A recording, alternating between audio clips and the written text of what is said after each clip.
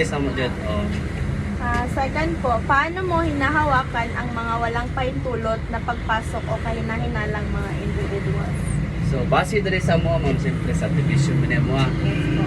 So, pag kani mo sa mo, dili mi ka pasulod diri without contacting the homeowners. Oo. So, dili jud mi ka pasulod ana. Mo focus man jud sila ana gusulod. O, tawag ni pulis ana. Kasi siyempre, or di kaya sila ang magtawag sa homeowners nga na lang para palisin ang diri. Mo siya. Third, sir, is ano ang gagawin mo sakaling magkaroon ng emergency tulad ng sunog, medical issue o paglabag sa seguridad? So, una na to di ba is ka ng sunog. Sunog, di ba? Last time. Sa sunog man, so, tawag yung tagpanan na pulis. Para na mo-responde diretso ang pulis ba? So, kanang, sa itong isa ma'am? Emergency sa medical issue like na heart attack. Ay, pag nga naman, ang tawag mo sa mong agency. So, ang agency na yung mukuha na sa mo. Kung dili mo, tayo gabi So, gabi, tulog mo na sila. Kami na yung tawagan ng diretso sa, or kami ang mag-report. Kami ang mag-report through cellphone ba? Magamit po 5Ws. Check. 5Ws what? Pag na heart attack? Ay, kanang kung na mga emergency. Fourth, sir, paano mo nire-report ang mga insidente o hindi pangkaraniwang aktibidad habang ikaw ay naka-duty? Pwede. Kanang, ginaunsa niyo pag-report ang mga kanang incident ba nga dili kaayo siya familiar sa imo habang ikaw ay naka-duty? Mag-report ka sa ano? Example na. For example, kanang mag-report ka sa imuhang mga body na kanang na ay incident na hitabo dire. Sige. Parang anak, ma'am, no? So, na-incident diri sa kuwag ko. So, daghan mo nila, gintuan, rubing, labaws. So, naman bitawag, ICOM, so, pag may mga incident na rin, naman may rubing rin ang sulod, mo tayo mo responde diretso sa mo, okay. Katong mga bawal man nila ibilin ng post. So, nagbutang may rubing, kaya if ever may mga emergency ay mga kauban, ikay mo ato. Munang first time mo rubing. Last, sir, kay paano mo napapanatiling gising at nakatuon sa iyong trabaho sa mahabang oras o sa panggabi na shift? Kung panggabi kasi. Kuha na siya, ma'am. Para sa kuha lang nga, wala akong kapalo sa pan. Para sa kuha lang dyan, ma'am. Unang-una, ma'am, tulog dyan kung sakto na. Proper diet ba, kaya para hindi ko ng lawas. Then, siyempre, may dala-dala tayong gabi. Gabi tayo na, kasi para iwas tulog. Thank you, sir. Maanong to, sir. Para to. Thank you, sir. Sige. No. Salamat, guys. Tama. Sir, ka lang. Dili naman mo ipakita kayo mo. So, ano yung pangalan nila yung Patrasan. taga-asa ko ka sir? Tagitan ako. Taga-Bitan. Sagitan. Ano sa imo ang agency na sa Superior. superior? So, ilan nakakatuig sa inyong agency sir? 2 years. So, ang unang pangatangan sa mga sir is, what are your primary responsibilities during your shift?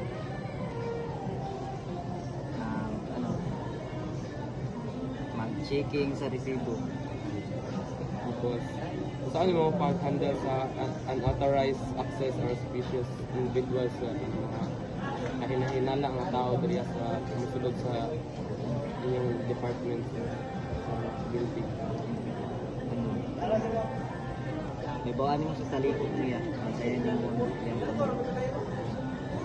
So, it is, what would you do in case of an emergency such as fire, medical issue, or security breach? sabi, Parang sa imong buhaton na yun sir, may sunog, may medical issue o kanang security breach, ang mga pahinala ganito. hindi. Naman may good ka na mga kontak sa mga ba. Hindi na may mga tao kung example na yung mga na in case diri sa sulod.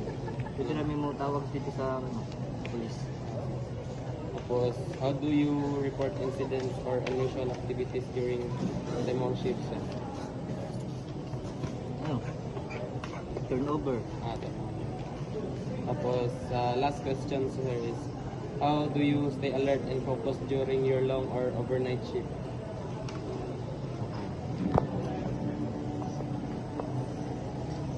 Night na duty sir. Alert to jud ka kay dili man nimo maibalan ang tao na mosulod. Yes sir. Salamat kayo sir. Pwede.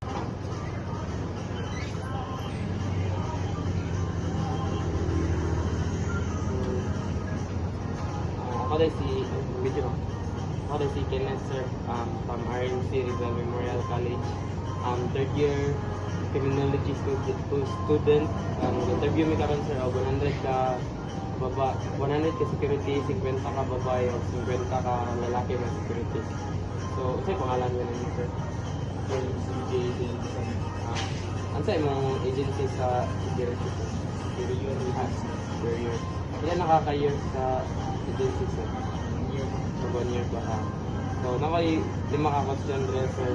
Ang first is, what are your primary responsibilities during your shift sir? Secure ang post. Secure the post yung secure ang post. How do you handle unauthorized access or suspicious individuals sir? Sana pag-handle ng mga suspicious mga gusulong rin sa mga stores sir?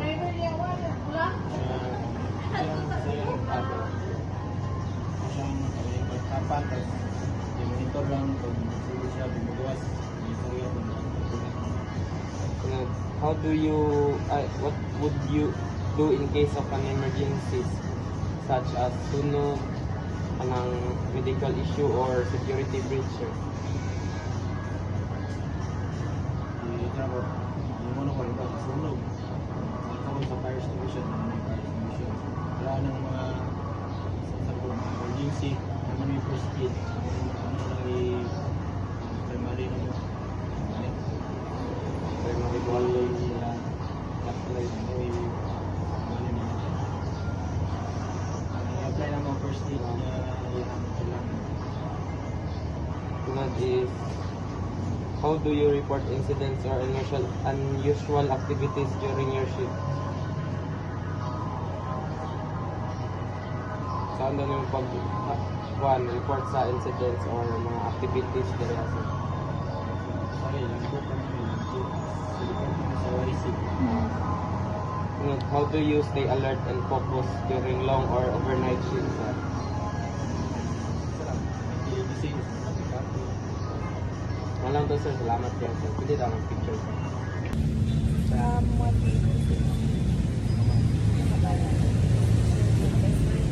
first question po, ano yung pangunahing responsibilidad sa agency?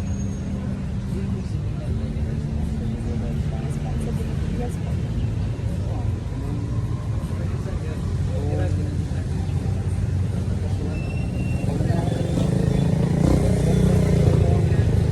Kumbaga, yung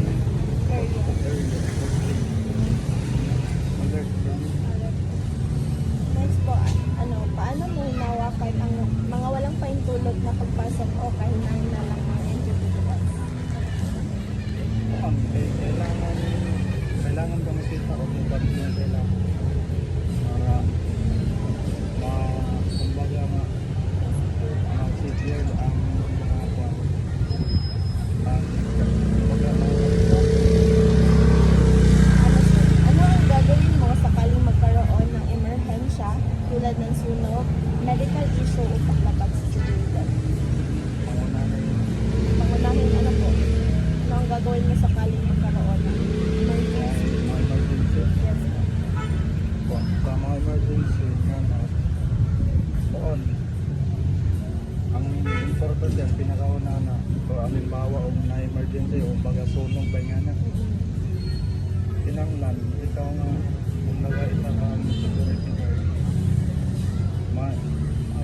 i-focus nyo yung mga galing panambili ka marapol ay mo kasi may mga tao matang bahagi niya na may bawag na yung mga emergency mga kasama pwede ka na sabi kaya lang naman mga pinagkailangan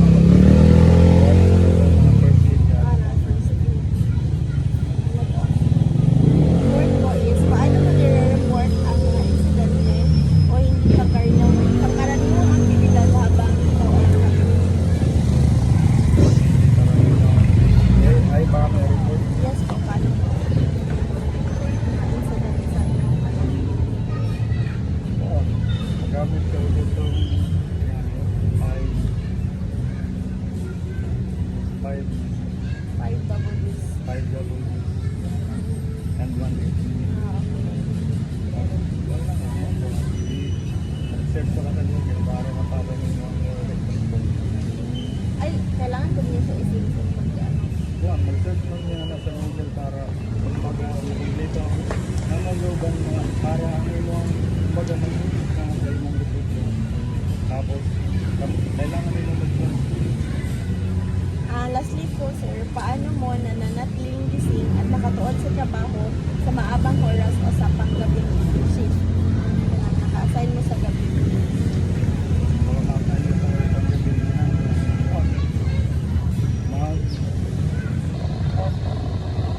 na baga, check mo kung ang tayo ka mag-imo-imo ka tayo ng magaling para sa mga kapatid ng bawa. Pero na-apoy tendency, sir, na nagawin yun. Every 1 hour.